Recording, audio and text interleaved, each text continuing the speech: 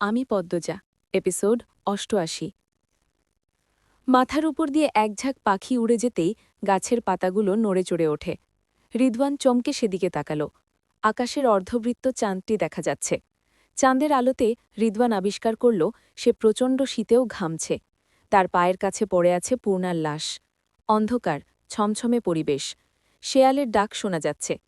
রিদওয়ান প্যান্টের পকেট খুঁজে বিড়ি আর দিয়াশলাই বের করল।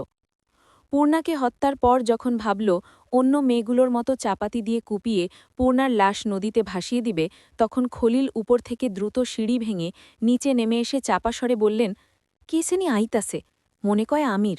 হুন রিদু, এইবার আমির তোর উপরে চেতলে আমি কিচ্ছু করতে পারতাম না। ভাইজানেও করব না। ভাইজানে আমারে আগেই কইছে। খলিল হাওলাদার অন্দরমহলে যাচ্ছিলেন। পাতাল ছেড়ে একটু সামনে এগোতেই চোখে পড়ে কে যেন টর্চ নিয়ে এদিকে আসছে। তিনি আন্দাজ করেছেন অজ্ঞাত লোকটি আমির। তারপরই দৌড়ে আসেন। খলিলের মুখে আমির নামটা শুনতেই রিদওয়ানের বুকের ভেতর ভয়ে জেকে বসে। রিদওয়ান আমিরকে ভয় পেতে চায় না, তবুও ভয় তাকে ছাড়ে না। ভয় পাবার কিছু কারণও রয়েছে। প্রথমত, পারিজার হত্যার ব্যাপারে আমির সব জানে। রিদওয়ান টের পায় আমিরের মনে এই হত্যা নিয়ে ক্ষোভ রয়ে গেছে। দ্বিতীয়ত, এই পাপের জগতের জন্য পদ্মজার সাথে তার বিচ্ছেদ হয়েছে। সে এখন বিচ্ছেদের আগুনে পুড়ছে, জ্বলন্ত কয়লা হয়ে আছে। এখন যদি শোনে পূর্ণাকে এভাবে কষ্ট দিয়ে হত্যা করা হয়েছে, জ্বলন্ত কয়লার নিজ শক্তিকে আগুন তৈরি করে তার উপর ঝাঁপিয়ে পড়বে। রিদওয়ান পূর্ণাকে ধর্ষণের আগে যদিও বলেছিল আমির শনির জন্য কিছুই করবে না, কিন্তু রিদওয়ান এখন বুঝতে পারছে সে তখন উত্তেজিত হয়ে ভুল কথা বলেছে। শালির জন্য কিছু না করুক, শালির মৃত্যু আগুনে ঘি ঢালার মতো কাজ নিশ্চয়ই করবে। পূর্ণা পদ্মজার জীবন, আর পদ্মজা আমিরের প্রাণ ভোমরা। সংযোগ তো আছেই, কিছুতেই ঝুঁকি নেওয়া যাবে না। আবার খলিল হাওলাদার বলছেন এবার আর ছেলের পক্ষ নেবেন না। রিদওয়ান এত চেষ্টা করেও খলিল মজিদকে নিজের বশে আনতে পারেনি। সব মিলিয়ে বিপদের আশঙ্কা শতভাগ। রিদওয়ান ভাবল আপাতত আমিরকে রাগানো ঠিক হবে না। আমিরকে হত্যা করার ব্যাপারে মজিদ খলিল দুজনকে রিদওয়ান বাগে আনতে পেরেছে। একটা মৃত লাশের জন্য পরিকল্পনা নষ্ট করা উচিত হবে না। আর দুটো দিন সহ্য করতেই হবে আমিরকে। রিদওয়ান খলিল ও আসমানিকে নিঃশ্বাসের গতিতে বলল, তোমরা এখানে থাকো, দড়িটা ওই চিপায় লুকিয়ে রাখো। আমি যে এখানে ছিলাম আমির যেন জানতে না পারে। রিদওয়ান পূর্ণার লাশ কাঁধে নিয়ে বেরিয়ে পড়ে। তারপর দ্রুত ঘন ঝোপঝাড়ের আড়ালে লুকিয়ে পড়ে। ঝোপঝাড়ে কেউ থাকলে সেটাও টের পেয়ে যায় আমির।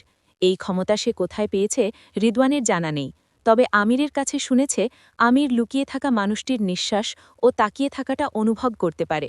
তাই রিদওয়ান চোখ বুজে নিঃশ্বাস বন্ধ করে ঘাপটি মেরে বসে থাকে। আমির পাতালে ঢুকল। খলিল টর্চের সিঁড়ির দিকে ধরলেন। মুখে টর্চের তীব্র আলো পড়তে আমির কপাল কুঁচকে দুই হাত সামনে বাড়িয়ে আলোর গতিবেগ রোধ করে মুখে অস্ফুট বিরক্তিসূচক শব্দ করল। খলিল হেসে আমোদে কণ্ঠে বললেন, বাবু আইসোস নাকি? আমির চোখ ছোট ছোট করে ধমকেশ্বরে বলল, আরে এভাবে মুখের উপর টর্চ ধরে রাখছেন কেন? খলিল টর্চের আলো দ্রুত অন্যদিকে সরিয়ে নিলেন।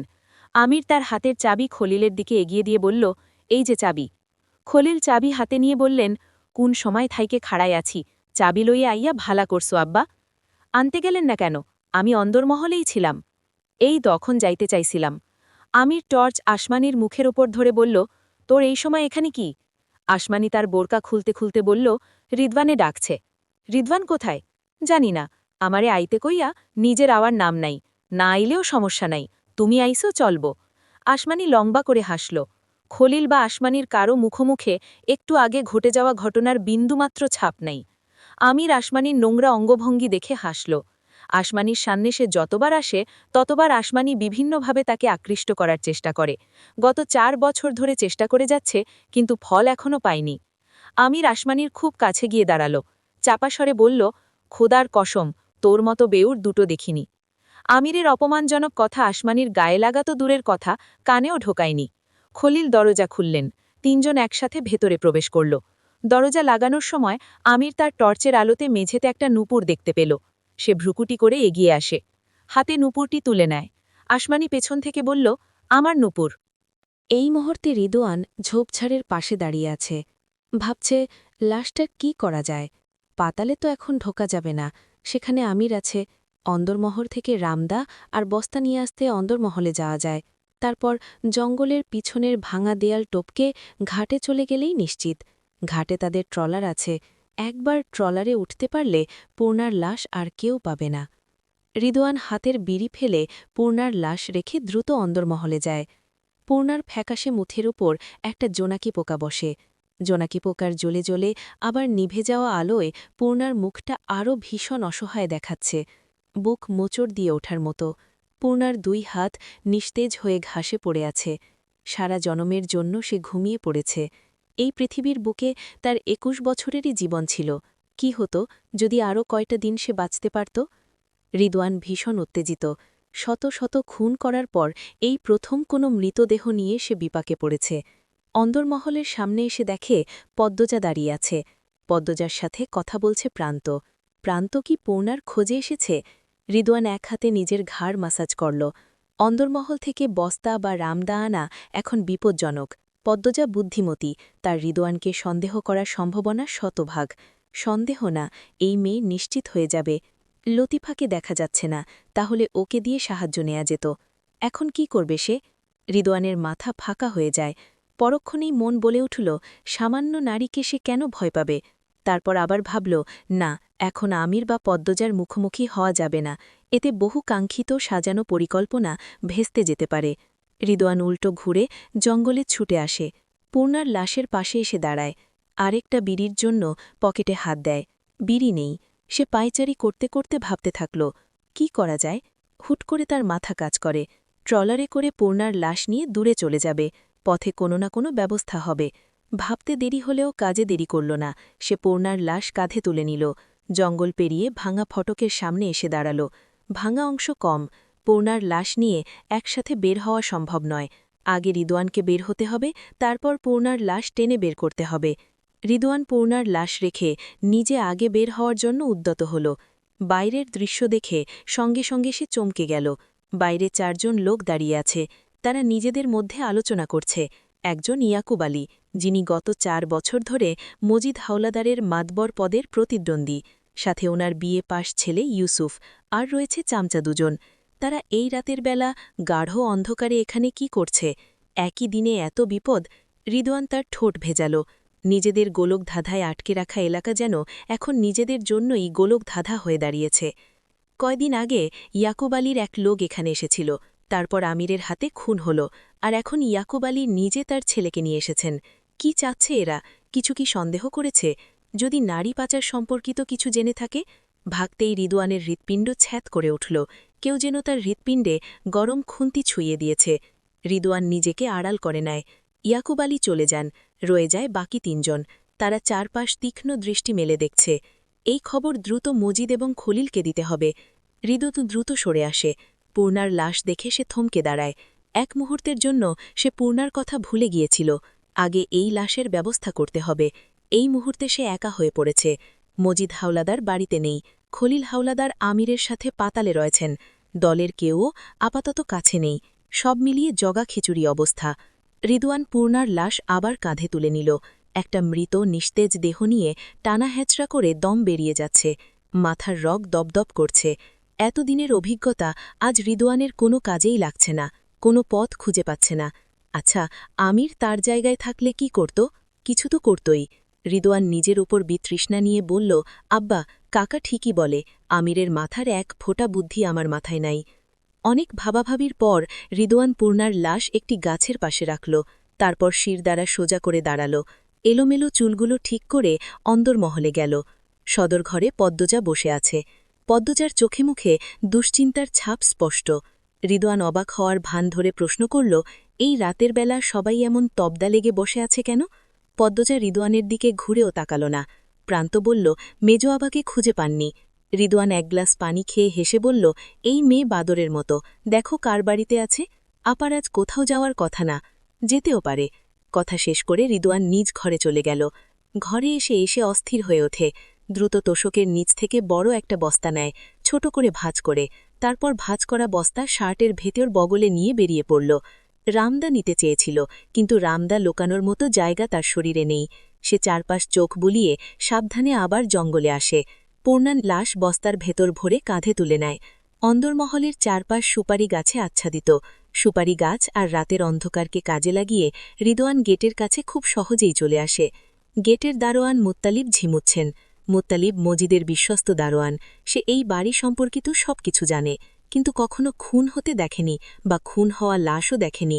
এমন দায়িত্ব সে কখনো পায়নি। এই বাড়ির গোপনীয়তা গোপন রাখাই তার কাজ।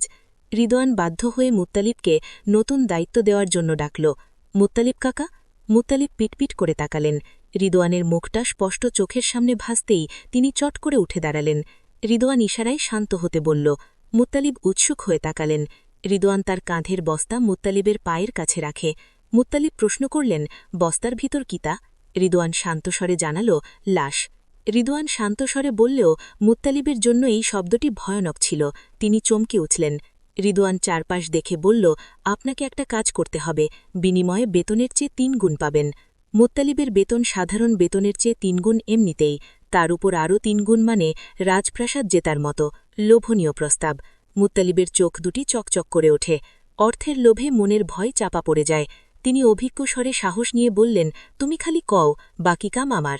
রিদওয়ান আরেকটু এগিয়ে এসে ফিসফিসিয়ে বলল, ভ্যানগাড়িটা নিয়ে আসেন, ছন নিবেন বেশি, তারপর এই বস্তাটা আজমপুরের হাওরে ফেলে আসবেন।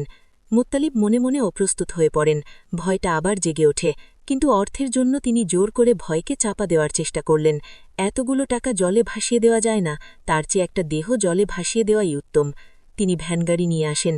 ভ্যানগাড়িটি হাওলাদার বাড়ির, সাথে অনেক ছনও নিলেন। দুজনের তাড়াহুড়ো করে ছনের ভেতর বস্তা রাখল।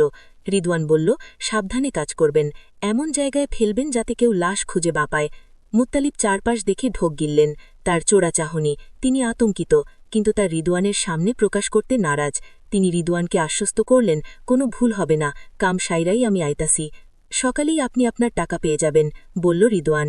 মুত্তালিব হাসি বিনিময় করলেন, তারপর মাফলার দিয়ে মুখ ঢেকে অন্ধকার পথে বেরিয়ে পড়েন।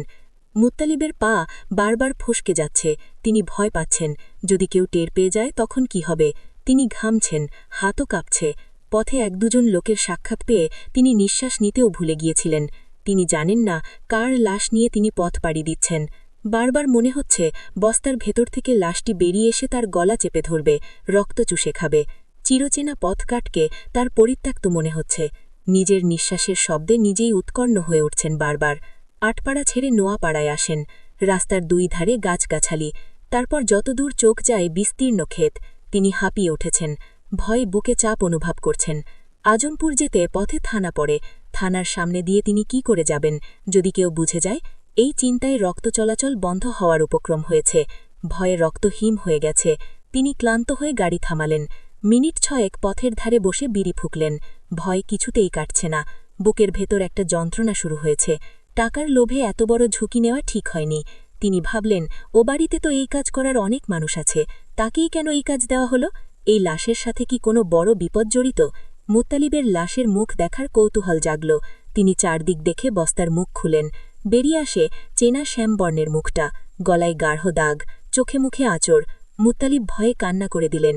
এই মেয়েটাকে তিনি সন্ধেবেলায় দেখেছেন, জলযোক্তাং, এখন মৃত। তিনি বুকে হাত দিয়ে বসে পড়েন। বাতাস ও পাতার ঘর্ষণের সৃষ্ট শব্দে তিনি চমকে ওঠেন। প্রস্রাবের বেগ বেড়ে যায়, চোখের পলকে লুঙ্গি ভিজে যায়। তিনি নিজের কাজে নিজে লজ্জিত হন। লজ্জা, ভয় সব মিলিয়ে মস্তিষ্ক ভাঁকা হয়ে গেছে। আজমপুর যেতে আরও ২ ঘণ্টা লাগবে। এতক্ষণ তিনি এই লাশ নিয়ে কিছুতেই বেঁচে থাকতে পারবেন না। মুত্তালিব দ্রুত বস্তার মুখ বেঁধে ফেলেন। আরেকটু এগিয়ে নোয়াপাড়ার শেষ মাথায় পৌঁছলেন। সেখানে ক্ষেতের পাশে ঘন ঝোপঝাড় রয়েছে। এখানে সহজে কারোরই আসার কথা নয়। ঝোপঝাড়ের ভেতর ছন বিছিয়ে সেখানে বস্তাটি রাখল। তারপর বস্তার ওপর আরও ছন দিয়ে দ্রুত জায়গা ছাড়ল। সকাল ৯টা বাজে। পূর্ণার হদিস মেলেনি। পূর্ণা লাপত্তা হয়ে গেছে, এই খবর পুরো গ্রামে ছড়িয়ে পড়েছে। প্রেমা ঘরে বসে কান্নাকাটি করছে। মৃদুলও আসেনি। বাসন্তী ও প্রান্ত এদিক ওদিক ছুটে বেড়াচ্ছে। তাদের সাথে আরও কয়েকজন রয়েছে। সবাই মিলে পূর্ণাকে খুঁজছে। পদ্মজার নানা বাড়ির মানুষজন বলতে পদ্মজার নানু আর প্রতিবন্ধী হিমেল বেঁচে আছে। তারা দুজনেই অনেক দিন ধরে পদ্মজার খালার বাড়ি ঢাকাতে আছে। গ্রামে কাছের আত্মীয় বলতে আর কেউ নেই। হাওলাদার বাড়িতে তো পূর্ণা নেই। পদ্মজা মগার কাছে যখন শুনল পূর্ণা আমিরের সাথে দেখা করতে গিয়েছিল, তাৎক্ষণিক পদ্মজা আমিরকে খোঁজে। সে পাতাল ঘরে যাওয়ার চেষ্টা করেছে, কিন্তু চাবি না থাকার কারণে যেতে পারেনি। চিন্তায় তার মাথা ব্যথা হয়ে গেছে। মজিদ গ্রামের বাইরে ছিলেন, তিনি ভোর রাতে ফেরেন। রিদওয়ান ঘরে বেঘরে ঘুমিয়েছে। দুজনের মধ্যে কারও বিরুদ্ধে শক্ত প্রমাণ নেই, তবে পদ্মজা সন্দেহের তালিকায় দুজনকেই রেখেছে। বাকি রইল খলিল আর আমির হাওলাদার। তারা দুজন রাত থেকে চোখের বাইরে আছে। দুজনের সাথে মুখোমুখি হতে হবে। পদ্মজার ধারণা পূর্ণা বন্দী হয়েছে, তাকে ভয় দেখানোর জন্য এরা পূর্ণাকে বন্দী করেছে। পদ্মজা সরাসরি মজিদ এবং রিদওয়ানকে সকালে প্রশ্ন করেছে। দুজনেই উত্তর দিয়েছে তারা জানে না। আমিরের সাথে সাক্ষাৎ হলেই নিশ্চিত হওয়া যাবে। বেলা 9:30টায় আমিরের দেখা মেলে। তার পরনে ঢিলে সাদা রঙের পায়জামা আর ফতুয়া, অনেক পুরনো কাপড়। হাঁটার তালে ফতুয়া দুলছে। সে সোজা আলগো ঘরে আসে। মগার হাতে একটা নীল খাম আর একটা ছোট কাগজ ধরিয়ে দিয়ে বলল, এই কাগজে আলমগীর ভাইয়ার ঠিকানা আছে, ঠিকানায় এই খাম পৌঁছে দিবি। মগা বাধ্যর মতো মাথা নাড়াল। যে ঠিকানা লেখা আছে সেই ঠিকানায় পৌঁছাতে মগার 16 ঘণ্টা লাগবে। আমির চারপাশ দেখে বলল, মরে গেলেও এই খাম অন্য কারো হাতে দিবি না, দুপুরের খাওয়া দাওয়া শেষ করে রওনা হবে। আচ্ছা। আমির ঘুরে দাঁড়ায় চলে যেতে। মগা ডাকল, ভাই। আমির তাকালো। মগা বলল, পূর্ণায় রাইতে তোমার লগে দেখা করতে আইছিল না? আমির চোখ ছোট ছোট করে ফেলল, বলল, না তো, কেন? মগা উসখুস করে বলল, পূর্ণারে খুঁজ্জা পাইতাছে না কাইল থেইতা। আমির সোজা হয়ে দাঁড়ায়। সে মগাকে কিছু একটা বলতে যাচ্ছিল, তখন সেখানে উপস্থিত হয় পদ্মজা। পদ্মজা আমিরের উদ্দেশ্যে বলল, আমাকে নিজের দাসী বানাতে আমার বোনকে পথ করেছেন আপনি? পূর্ণা কোথায়? পদ্মজার কণ্ঠে তেজের আঁচ পাওয়া যায়। সে রাগান্বিত। আমির আশ্চর্য হয়ে গেল। সে পাল্টা প্রশ্ন করল, আমি কি করে জানব? পূর্ণা তোমার কাছে গিয়েছিল না? মগা বলল, ভাই, পূর্ণারে নিয়া বাড়িত যাইতাছিলাম, তখন পূর্ণায় পথে থাইম্মা কইল তোমার লগে দেখা করব, পরে নাকি তুমি হেরে বাড়িত দিয়ে আইবা। আমির একবার পদ্মজাকে দেখল, তারপর মগার দিকে তাকিয়ে প্রশ্ন করল, তারপর এই বাড়িতে আসছিল? আইছিল মনে কয়। তুই কোথায় ছিলি? মগা মাথা নত করে বলল, বাজারে। আমির চিন্তায় পড়ে যায়। সে পদ্মজার দিকে তাকিয়ে বলল, আমার সাথে তো পূর্ণার দেখা হয়নি। মগা, তুই পূর্ণাকে নিজ চোখে দেখেছি সেই বাড়িতে ঢুকতে? মগা না সূচক মাথা নাড়াল। আমির দ্রুত গেটের দারোয়ান মুত্তালিবের কাছে যায়। মুত্তালিব পদ্মজাকে দেখে ভয় পেয়ে যায়, কাচুমাচু হয়ে দাঁড়ায়। আমির মুত্তালিবকে প্রশ্ন করল, পূর্ণা গতকাল বেরিয়ে যাওয়ার পর আবার বাড়িতে আসছিল? মুত্তালিব কোনো রকম দ্বিধা ছাড়া মিথ্যা বললেন, না, আহে নাই তো। পদ্মজা থমকায়। এতক্ষণ ভেবেছিল পূর্ণা বোধহয় আমিরের হাতে বন্দি আছে, কিন্তু পূর্ণা নাকি আসেইনি। আমির বাইরে বেরিয়ে যায়। মিনিটের পর মিনিট সেখানে দাঁড়িয়ে থাকে। পূর্ণার পরিয়ে দেয়া কালো শাড়িটা এখনও তার গায়ে জড়িয়ে আছে। লতিফা ও রিনু পদ্মজার পিছনে এসে দাঁড়ায়। তখন গেইটের ভেতর এসে প্রবেশ করে বিপর্যস্ত প্রান্ত। সে সঙ্গে নিয়ে এসেছে পদ্মজার জন্য মৃত্যুর সংবাদ। হেমলতার হাতে বানানো শীতল পাটির উপর শুয়ে আছে পূর্ণা, পা থেকে গলা অবধি চাদর দিয়ে ঢেকে রাখা। পদ্মজা মোড়ল বাড়িতে পা রাখতেই সবাই তার দিকে তাকাল। মানুষের ভিড় জমেছে। নোয়াপাড়ার গরিব ঘরের এক ছোট মেয়ে প্রতিদিন ভোরে রান্নার জন্য শুকনো পাতা কোড়ায়, বস্তা ভরে শুকনো পাতা নিয়ে বাড়ি ফেরে। সঙ্গে থাকে তার ছোট ভাই। দুজন মিলে নিত্যদিনের মতো আজও পাতা কুড়াতে বের হয়েছিল। ঝোপঝাড়ে ছনের স্তূপ দেখে তারা খুব অবাক হয়। রান্নার কাজে ছন খুব ভালো কাজ করে। তারা ছন সংগ্রহ করতে গিয়ে একটা ভারী বস্তা আবিষ্কার করে। বস্তার মুখ খুলে দুজনেই ভয় পেয়ে যায়, দৌড়ে পালিয়ে যায়। এই ঘটনা গ্রামে ছড়িয়ে দেয়। গ্রামের কয়েকজন পূর্ণাকে চিহ্নিত করে, তারপর নিয়ে আসে আটপাড়ায়। পূর্ণার লাশ মোড়ল বাড়িতে নিয়ে আসতে আসতে পুরো গ্রাম পূর্ণার মৃত্যুর খবর জেনে যায়। মোড়ল বাড়িতে কত রকম মানুষ উপস্থিত হয়েছে, তাও পদ্মজার কাছে চারপাশ জনমানবহীন লাগছে। তার চোখ শুষ্ক, প্রেমা বুক ফাটিয়ে কাঁদছে বাসন্তী ও প্রান্ত। তারা পারলে জোর করে পূর্ণাকে জাগিয়ে তুলে। পদ্মজা ধীর পায়ে পূর্ণার নাঠার কাছে এসে বসল। পূর্ণার আঁচড়কাটা মুখটা জুড়ে গুচ্ছ গুচ্ছ মায়া। পদ্মজা এক হাতে ছুঁয়ে দেয় পূর্ণার মুখ, তারপর মৃদুস্বরে ডাকল, পূর্ণা, পূর্ণারে। পূর্ণা সাড়া দেয় না। সে এখন মৃত একটি লাশ মাত্র, যে কিছুক্ষণের মধ্যে মাটির নিচে চিরজীবনের জন্য চলে যাবে। পদ্মজা চোখ ঘুরিয়ে চারপাশ দেখল। তাকে কেমন যেন দেখাচ্ছে। পদ্মজা চারিদিকে তাকিয়েও কাউকে দেখতে পেল না, অথচ তার চারপাশে মানুষজনের মেলা বসেছে। পদ্মজা পূর্ণার এক হাত মুঠোয় নিয়ে চুমু দিল। পূর্ণার আঙুলে চুল প্যাঁচানো। পদ্মজা সময় নিয়ে চুল থেকে পূর্ণার আঙুল মুক্ত করল। অনেক লম্বা একটা চুল, মেয়ে মানুষের চুল। পূর্ণা মৃত্যুর পূর্বে কোনো মেয়ের চুল টেনে ধরেছিল তা স্পষ্ট। পদ্মজা পূর্ণার কপালে চুমু দিল, তারপর আবার আদুরের স্বরে ডাকল, পূর্ণা, বোন আমার, তোর আপ্পা ডাকছে, তোর পদ্মজা আপ্পা ডাকছে। পূর্ণা আর সাড়া দিবে না, কোনো দিন দিবে না। তার দুরন্তপনা জীবনের জন্য থেমে গেছে। পদ্মজা বিশ্বাস করতে পারছে না। সে অস্থির হয়ে ওঠে, একটু দূরে সরে বসে। তার নিঃশ্বাস এলোমেলো এবং ভারী, বুকের ভেতর তোলপাড় বয়ে যাচ্ছে। তার মস্তিষ্কের স্নায়ু নিয়ন্ত্রণ হারাচ্ছে। সে হামাগুড়ি দিয়ে আরেকটু দূরে সরে যায়, মাথায় হাত দিয়ে বসে, তারপর আরেকটু দূরে সরে যায়। এভাবে যেতে যেতে অনেক দূরে চলে যায়। মানুষ তাকে হাঁ করে দেখছে। কিছুক্ষণ দূরে বসে থেকে চট করে উঠে দাঁড়ায়, দ্রুত পায়ে পূর্ণার কাছে আসে। পূর্ণার মাথায় হাত বুলিয়ে দিয়ে চারপাশ দেখল। কি অদ্ভুত, সে এখনও কাউকে দেখতে পাচ্ছে না, শুধু বাসন্তী, প্রেমা ও প্রান্তকে দেখছে, আর দেখছে ঘুমন্ত পূর্ণাকে। পদ্মজা পূর্ণার কানের কাছে মুখ নিয়ে ফিসফিসিয়ে বলল, আমার সুন্দর চাঁদ, আজ তোর বিয়ে। মৃদুল, মৃদুল ভাই কোথায়? সে কি আসেনি? পদ্মজা চারিপাশ চোখ বুলিয়ে মৃদুলকে খুঁজল। যখন সে মৃদুলকে খুঁজতে লাগল, তখন তার চোখে পড়ল অনেক মানুষ এসেছে। এত মানুষ কখন এলো? মৃদুল কোথায়? পদ্মজা মৃদুলকে খুঁজতে উঠে দাঁড়ায়। মানুষের ভিড়ে ঢুকে সে মৃদুলকে খুঁজতে থাকে। আমির দূরে দাঁড়িয়ে আছে, তার বুক ছিঁড়ে ছিন্ন ভিন্ন হয়ে যাচ্ছে। সে এলোমেলো হয়ে যাওয়া পদ্মজাকে দেখছে। পদ্মজা বুকের ভেতর যে সহ্য ক্ষমতা পুষে রেখেছিল, আজ সেটা ধ্বংস হয়ে গেছে। এই মুহূর্তে পদ্মজার নিজের মধ্যে নেই, একটুও কাঁদছে না। আমিরের ইচ্ছে হচ্ছে পদ্মজাকে বুকের সাথে জড়িয়ে রাখতে, যেন সে হাউ মাউ করে কাঁদতে পারে। কিন্তু সেই ইচ্ছে প্রকাশের দুঃসাহস আমিরের নেই।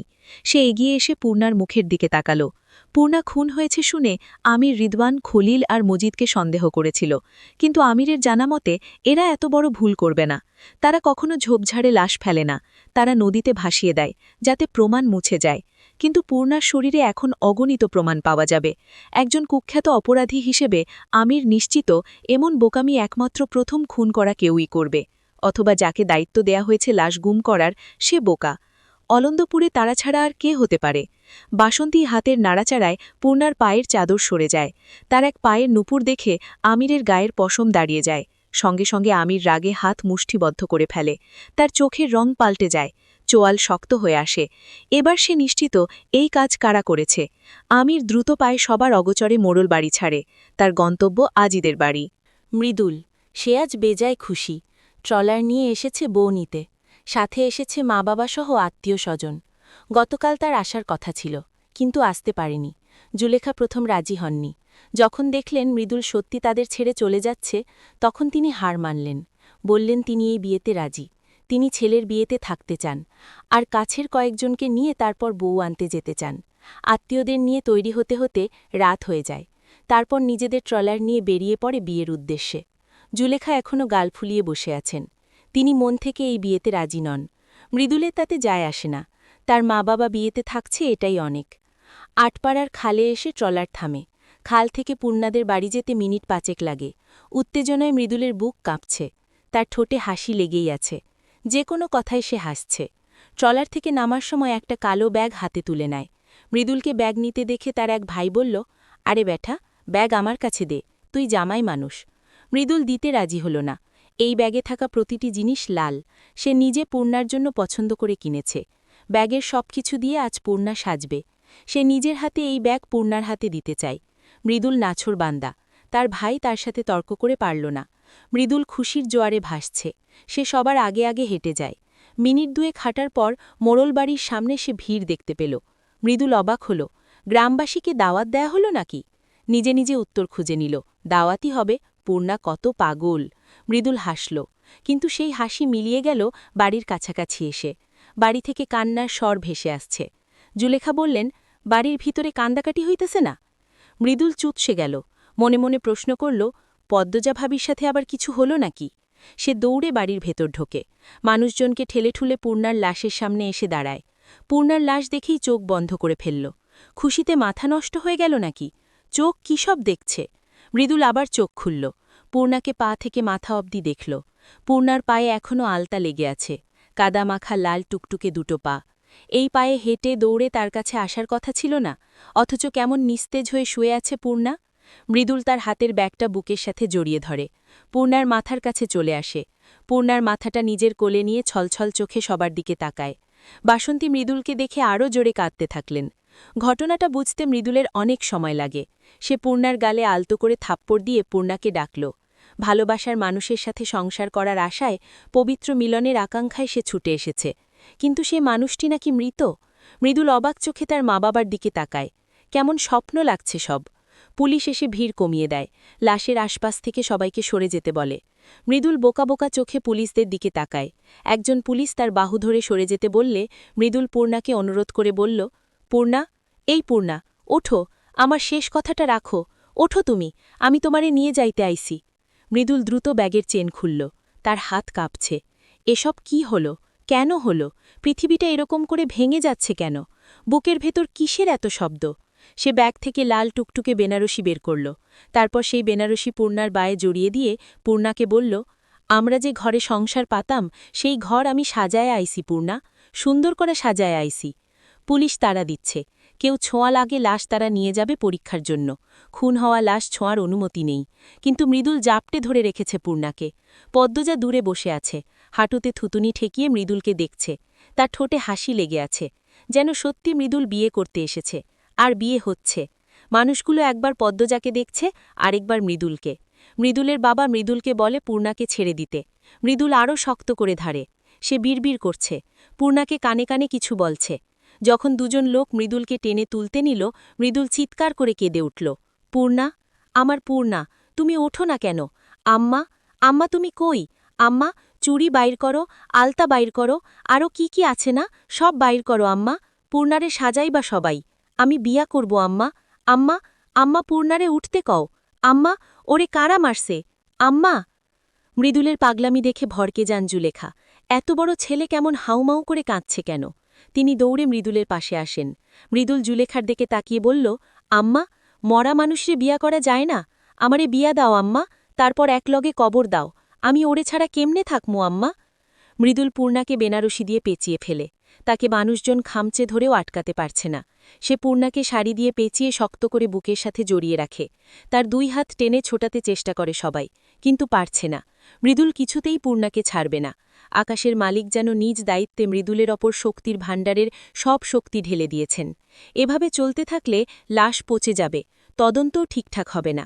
একজন পুলিশ হাতের লাঠি দিয়ে মৃদুলের পিঠে আঘাত করে। মৃদুল তাও তার কাজে অটল থাকে। সে হাউমাউ করে কাঁদছে, পূর্ণাকে চিৎকার করে ডাকছে। বুক ফেটে যাচ্ছে তার। সে পূর্ণার মাথায় চুমু দিয়ে পূর্ণাকে বলল, কবুল, কবুল, কবুল, আমি কবুল কইছি পূর্ণা, তুমি কও। সবাই হুনছে আমি কইছি, সবাই হুনছেন না, এখন তুমি কও। পূর্ণা, আমারে এত বড় শাস্তি দিও না পূর্ণা, আমারেও সাথে নিয়ে যাও। মৃদুল মানুষজনের মুখের দিকে তাকিয়ে বলল, আমারেও সবাই কবর দেন, পূর্ণার লগে কবর দেন, দিবেন আপনারা? আমি কবুল কইছি না, অর্ধেক বিয়া তো হয়ে গেছে, হইছে না? মৃদুল কাঁদতে কাঁদতে হাসল।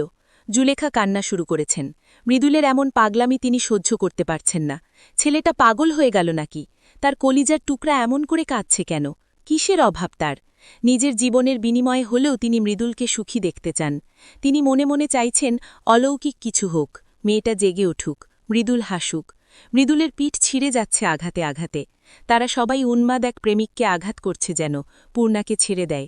কিন্তু মৃদুল তো ছাড়বে না, সে কিছুতেই ছাড়বে না। মৃদুল পূর্ণার কানের কাছে মুখ নিয়ে ফিসফিসিয়ে বলল, এই কালি, কালি কইছি তো, গুসা করো আমার সাথে, গালি দাও আমারে। ও পূর্ণা, ও ভ্রমর, চায়া দেখো একবার। আসমানের পরি তুমি, সবচেয়ে সুন্দর মুখ তোমার। হাসো পূর্ণা, হাসো। বেশ অনেকক্ষণ ধস্তাধস্তির পর মৃদুলের থেকে পূর্ণাকে সরানো যায়। মৃদুল বন্দি পাখির মতো ছটফট করছে। সে পায়ে মাটি খুঁড়ছে। সবাইকে অনুরোধ করছে তাকে ছেড়ে দিতে। চিৎকার করার কারণে মৃদুলের গলার রগ ফুলে লাল হয়ে গেছে। মানুষের টানাহেচড়ায় তার পরনের পাঞ্জাবি ছিঁড়ে গেছে। নিজের অজান্তে এক শ্যামকন্যার প্রেমে উন্মাদ হয়ে ত্যাগ করে সে সর্বসুখ, ত্যাগ করে সকল প্রকার চাওয়া পাওয়া স্বপ্ন আশা। এমনও হয়